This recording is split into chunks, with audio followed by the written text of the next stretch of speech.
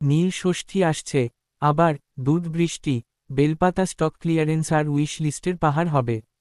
প্রভু, আপনি তো মহাদেব, এত চিন্তা কেন?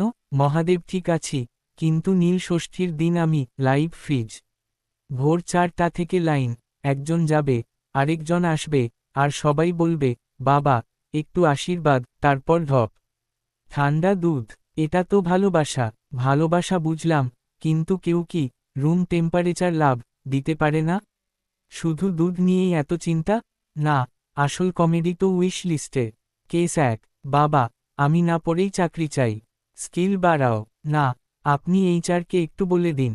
কেস 2, বাবা, আমার প্রেম যেন সিনেমার মতো হয়, সম্মান আর সময় দাও।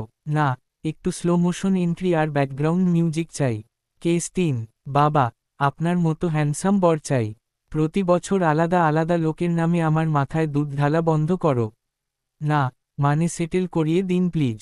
কেস 4, বাবা, আমার বস যেন আমাকে বকাঝকা না করে, সময়মতো কাজ শেষ করো। না, বসের মুডটা আপনি ঠিক করে দিন। কেস 5, বাবা, জিমে না গিয়ে ফিট হতে চাই, ব্যায়াম করো। না, একটু আশীর্বাদে সিক্স প্যাক করে দিন। প্রভু, আপনি তাহলে কি দেন? ওরা যা চায় সেটা না, একটু ঘুরিয়ে রিয়েল ভার্সন দিই। ওরা চায় টাকা, আমি দিই কাজ। ওরা চায় শর্টকাট, আমি দিই long route with traffic jam.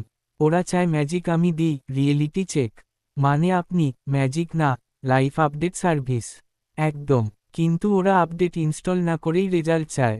সবচেয়ে ভয় পাই এই লাইনটা, বাবা, একটু বেশি ঢেলে দিলাম, তারপর ঢক, জোরে ক্রন্দনরত মুখ। আর বেলপাতা এত দেয়, মনে হয় পরের দিন থেকে বেলপাতা হোলসেল ডিপো খুলব। যাই হোক, নীল ষষ্ঠীর দিন আমি একদিকে ঠান্ডা দুধ, অন্যদিকে গরম গরম ডিমান্ড। ওরা ভাববে সব ইচ্ছা পূরণ হবে, আর আমি ভাবব সেদিন কাকে একটু বুদ্ধি দেওয়া যায়। হর হর মহাদেব। আর প্লিজ, দুধটা একটু কম ঠান্ডা রেখো, না হলে সত্যি বলছি আমি নিজেই আইসক্রিম হয়ে যাব।